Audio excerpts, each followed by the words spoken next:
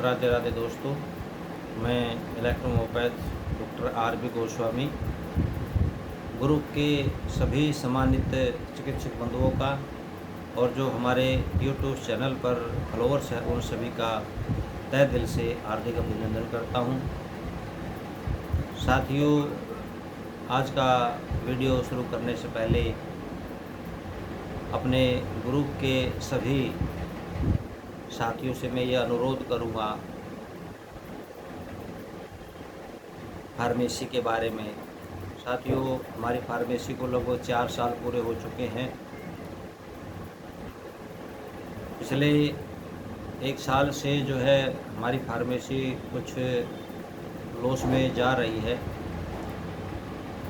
क्योंकि साथियों मैंने इसमें ज़्यादा कस्टमर नहीं बढ़ाए हैं। केवल जो है हमारे ग्रुप के साथियों को ही इसके अंदर रखा है, उन्हीं को ही हमने जो है ये स्पेसिफिक एसेंस D3 जो है प्रोवाइड करवाया है। अगर हम शायद बाहर जाते तो शायद नुकसान में नहीं होते, लेकिन साथियों मैंने केवल आपको प्राथमिकता देना ही उचित समझा था। जैसा मेरी बुद्धि ने मेरे दिमाग में बात आई कि हम केवल जो है अपने साथियों का ही जो ख्याल रखेंगे, तो ऐसे में स्थिति ऐसी हो गई है साथियों कि अभी जो है थोड़ा सा फार्मेसी हमारी लॉस में जा रही है। तो साथियों मैं ये तो नहीं कहूँगा कि आप मुझे जो है पैसे दो या वो करो, लेकिन साथियों इतना मैं अपने साथियों से अनुरोध तो कर ही सकता हूँ एज ए ग्रुप होने के नाते कि हमारे जो साथी है एक्टिव ग्रुप में लगभग 305 साथी हैं। अगर वो सब एक किट, भले ही चाहे वो 30 ml की है, वो ख़रीद ले तो काफ़ी जो है सहयोग जो है हमें उससे मिल सकता है। तो साथियों उसके साथ साथ में भी हमने एक ये योजना बनाई है कि जो हमारे साथी इस अवधि के दौरान जो है ये स्पेसिफिक एसेंस खरीदेंगे तो उनको एक प्रशस्ति प्रमाण पत्र जो है हम अपनी तरफ से देंगे कि भला डॉक्टर ने हमारी फार्मेसी से जो है स्पेसिफिक एसेंस खरीद करके हमारा सहयोग किया है। इलेक्ट्रोमोपैथी में जो है उसके विकास में हमारा सहयोग किया है और चिकित्सा सेवा कार्य करके जो है रोगियों का इलाज कर रहे हैं। इनका कार्य जो है सराहनीय रहा है। तो इस प्रकार का जो है हम एक प्रशस्ति प्रमाण पत्र जो है सभी साथियों को उस किट के साथ में देंगे।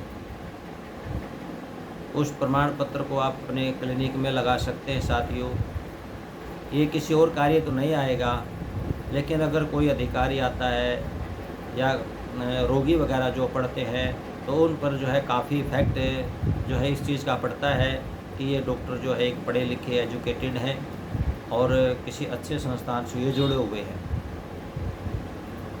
तो साथियों यही मेरा आपसे अनुरोध है कि ज़्यादा नहीं तो एक किट जो है आप ज़रूर इसको खरीदें, ताकि जो है इस फार्मेसी को हम इस संकट से उबार सकें। तो ये था मेरा अनुरोध आप सब साथियों के लिए। और आज का हमारा जो वीडियो लेक्चर है वो है साथियों कार्पल एवं टार्सल टनल सिंड्रोम। साथियों कार्पल यानी कि जो हाथ की और टार्सल जो है पैर की। साथियों ये क्या है टार्पल और कार्पल? टार्सल और कार्पल जो है ये टनल सिंड्रोम क्या होता है साथियों? दोनों हाथों की जो हमारी कलाइयाँ हैं या एडियो के बीच में जो है साथियों ये गुफा सी होती है। यहाँ पर इसके अंदर से एक गुफा होती है, उसके अंदर से जो है आर्टरी गई हुई होती है, जो रक्त वाहिनी होती है वो हमारे हाथों की तरफ जो है ब्लड को सप्लाई करने के लिए गई होती है। जो हाथ और पाँव को जो है ऑक्सीजन के साथ साथ में न्यूट्रिशन जैसे पोषक तत्व जो है वो प्रदान करती है। अगर इस गुफा के अंदर जो नलिका गई है, उस नलिकाओं में कोई कलोट आ जाता है किसी कारणवश से, कारणों पर बात करेंगे आगे हम, किसी कारणवश से अगर उसमें कोई कलोट आ जाता है तो वहाँ पर ब्लड सर्कुलेशन जो है वो स्लो हो जाता है, और उसके कारण उंगलियों के अंदर जो ये उंगलियां हैं हमारी, इन उंगलियों में सूंदपन रहने लगता है और बराबर दर्द बना रहता है। साथियों, इसी स्थिति को जो है कार्पल या फिर टार्सल टनल सिंड्रोम हम कहते हैं। ये एक पैर में या हाथ में या दोनों हाथ पैरों में भी ये हो सकती है। तो इसके अगर हम कारणों पर बात करें साथियों, तो इसके कारण कई हैं। इस रोग के होने के कारण कई होते हैं, जैसे रक्त वाहिनी की आर्टरी में जो है जैसे कलोट बन जाता है, जिसे रक्त का प्रवाह जो है वो स्लो हो जाता है। दूसरा कारण जो है साथियों, जो थायराइड ग्लैंड होती है वो उसका फंक्शन हाइपो हो जाए, कम हो जाए, कम काम करे। तीसरा कारण है मधुमेह, जो डायबिटीज़ के रोगी हैं उनको भी ये प्रॉब्लम हो सकती है। एक कारण और है साथियों, हाइपर बीपीआईपी, आयो ना जाने, यानी उच्च रक्तचाप जिसको हम कहते हैं, वो भी हो जाता है, तो उसके कारण भी जो है ये प्रॉब्लम होने लगती है। और एक कारण और है साथियों इसमें, ऑटो इम्यून डिजीज़। जो ऑटो इम्यून डिजीज़ होती हैं, ऑटो इम्यून डिजीज़ का मैंने आपको बताया भी था, पिछले वीडियो में बताया था, बता चुके हैं हम इसको, कि जब कोई सेल अपनी बॉडी का सेल अपनी बॉडी के सेल को ही नुकसान पहुंचाने लग जाए, उसको ऑटो इम्यून डिजीज़ कहते हैं साथियों। उससे जो रोग पैदा होते हैं उन्हीं को ऑटो डिजीज़ कहते हैं। या फिर गर्भावस्था के दौरान भी प्रॉब्लम हो जाती है, या फिर बार बार मोच आ जाती है जिनको पैर में या हाथ में जो है। इसके अतिरिक्त जो वात रोग है, या फिर जो लोग कंप्यूटर पर ज़्यादा कार्य करते रहते हैं उनके हाथों में भी जो है इस तरह की प्रॉब्लम हो जाती है। जो लोग खड़े होकर के काम करते हैं उनके भी ये प्रॉब्लम ज़्यादा होती है। तो ये थे इसके साथियों कारण। तो इसके अगर हम सिम्टम्स पर बात करें तो सिम्टम्स साथियों इसके क्या है कि जैसे हाथ और जैसे कलाई की हाथ या पाँव, कलाई में या हाथ पाँव में जो है सुंड रहना या उनके अंदर दर्द बने रहना। हाथ व एड़ी में जो है साथियों झुनझुनी हो जाती है, और किसी भी वस्तु को जैसे हम ताकत लगा करके पकड़ते हो तो ताकत नहीं लगा पाते हैं उसमें। और इसी प्रकार जो है उसको चलने में, अगर पैरों के अंदर है टार्सल टनल सिंड्रोम है, तो पैरों के चलने में उसको दिक्कत आ जाती है, महसूस होती है। और साथियों धीरे धीरे जो है ये रोग डेवलप होता है, एकदम तो नहीं होता है, धीरे धीरे होता है। और शुरुआत में तो ये मामूली लक्षण इसके दिखाई देते हैं, और रात्रि के समय में जो है जब विश्राम की अवस्था होती है उस अवस्था में जो है इसके कुछ लक्षण दिखाई देते हैं, दर्द होने लगते हैं। फिर धीरे धीरे जो है ये समस्या जो है बढ़ती बढ़ती जो है ये लक्षण जो है दिन में भी दिखाई देने लगते हैं। किसी वस्तु पर जो है पकड़ उसकी मजबूत नहीं बनती है। तो ये उसके जो है साथियों लक्षण थे, और इसका जो है उचित कारण जान करके या फिर जो है इसकी चिकित्सा में करनी चाहिए। तो इलेक्ट्रोहोम्योपैथी में हम किस प्रकार की जो है चिकित्सा इसको कर सकते हैं। देखिए साथियों, ये वीडियो लेक्चर हम लेकर के आते हैं, बड़ी मेहनत से आप लोगों के लिए समय निकाल करके तैयार करते हैं। और कुछ साथियों की तो आदत होती है कि वो इनको देखते ही नहीं है, और फिर उनके पास में अगर कोई इस रोग से संबंधित कोई पेशेंट आ जाएगा, फिर वो जो है हमसे पूछेंगे, इस वीडियो को ना देख करके फिर वो हमसे पूछेंगे कि टार्सल और कार्पल सिंड्रोम का जो है ट्रीटमेंट बताएं। और अगर एक बार नहीं बताया तो उसको फिर जोर दे करके बताते हैं, हम आपसे बार बार पूछ रहे हैं, आप नहीं बता रहे। तो मेरा उन साथियों से निवेदन है, बार बार निवेदन करते हैं, जिसका वीडियो लेक्चर आ चुका है और जो किताब में दिया जा चुका है उसका मुझसे इलाज ना पूछें साथियों। कृपा करके थोड़ी सी आप मेहनत कर लें और उस किताब में या वीडियो को सर्च करके जो है उसमें ट्रीटमेंट लिखा होता है, उसमें आप देख करके इलाज करें। अगर उसके बाद कोई प्रॉब्लम आती है तो मैं बैठा हुआ हूँ आप टेंशन ना लें बिल्कुल भी। लेकिन ऐसा नहीं साथियों, क्योंकि मेरे पास भी अपना काम है, मैं बिल्कुल खाली नहीं बैठा हुआ हूँ, इतना समय नहीं होता है। और कुछ साथी तो क्या है कि सीधे फ़ोन ही कर देते हैं। इतना हमारा विशाल जो है ये ग्रुप बना हुआ है, इस ग्रुप में आप अपनी समस्या डालते हैं और हम कोशिश करते हैं कि जब भी समय मिलता हमें, हम उसको आंसर देने का प्रयास उसका करते हैं। कोई एक आधा छूट सकता है तो कोई अलग बात है, लेकिन ज़्यादातर हम क्वेश्चनों का आंसर ज़रूर देते हैं। तो साथियों, इसके अंदर इलेक्ट्रोहोम्योपैथी में हम कौन-सा ट्रीटमेंट दे सकते हैं? तो इलेक्ट्रोहोम्योपैथी में जैसे हमारे पॉपुलर फार्मूले हैं साथियों, ये डाइजेशन के लिए और एब्ज़ॉर्प्शन के लिए बहुत ज़रूरी है साथियों। जब तक देखिए किसी भी खाने का भोजन का जो भी भोजन हम लेते हैं, अगर अच्छी तरह उसका डाइजेशन नहीं होगा और अच्छी तरह से जो है वो एनर्जी में कन्वर्ट नहीं होगा, एब्ज़ॉर्प्शन उसका सही तरीके से नहीं होगा, तो हमारे शरीर के जो ग्लैंड्स हैं, उनके जो सेल्स हैं, जो टिश्यूज़ हैं, वो वीक होते जाएँगे। और साथियों, जब वो वीक हो जाएँगे तो वो ऑर्गन भी जो है वीक हो जाएगा, और ऑर्गन के वीक होने पर जो उसका फंक्शन में जो है डिस्टर्बेंस आ जाएगा। और एक फंक्शन में, एक सिस्टम में डिस्टर्बेंस आया तो दूसरे को प्रभावित करता है, और इस तरह से पूरी बॉडी को जो है वो रोगग्रस्त कर देता है।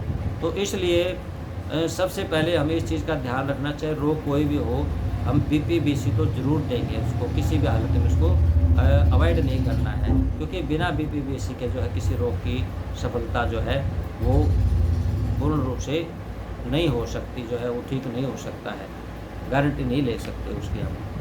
तो बीपी बीसी जैसे बीपी की 10 ड्रॉप है, बीसी की भी 10 ड्रॉप हैं, और S2 की 20 ड्रॉप है, BE की जो है मैं 10 ड्रॉप डाली है।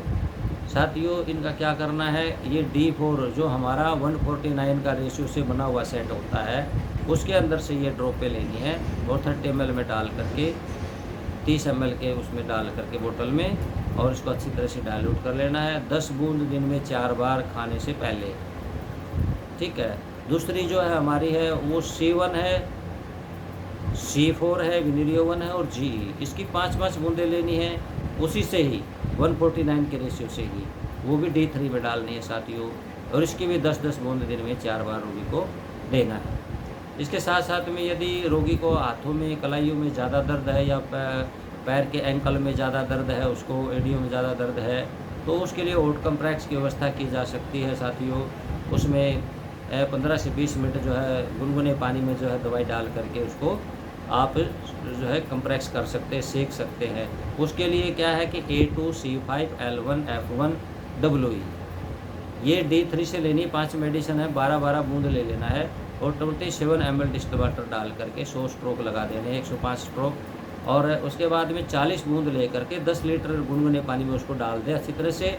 और उसके बाद अपने हाथ या पाँव, जहाँ भी जो भी अफेक्टेड एरिया है, अगर हाथों में दर्द है तो हाथों को कम से कम 20 से 25 मिनट डाल के रखना है, और यदि पैरों में तो पैरों को भी डाल करके आपको रखना है।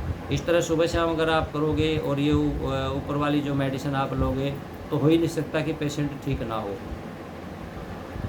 तो ये था हमारा ट्रीटमेंट इलेक्ट्रोहोम्योपैथी में। इसके साथ साथ खान पान का भी बहुत ध्यान रखना साथियों।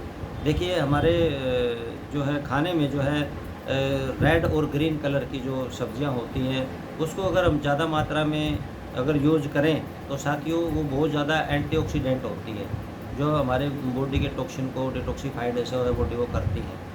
तो उसमें जो है ज़्यादा से ज़्यादा प्रयोग करें, या मैं ये कहूँगा कि अगर सुबह आप जो है ग्रीन जूस ले लें, सुबह उठ कर के, उसके बाद 10-11 बजे के बाद में जो रेड जूस आप ले लेंगे, तो आपकी जो है लगभग सारी बीमारियां दूर हो जाएंगी, कोई बीमारी आपके पास में आ ही नहीं सकती। तो साथियों, इसमें जो है हरी व लाल रंग की सब्जियां जो है ज़्यादा से ज़्यादा प्रयोग करना चाहिए इसमें।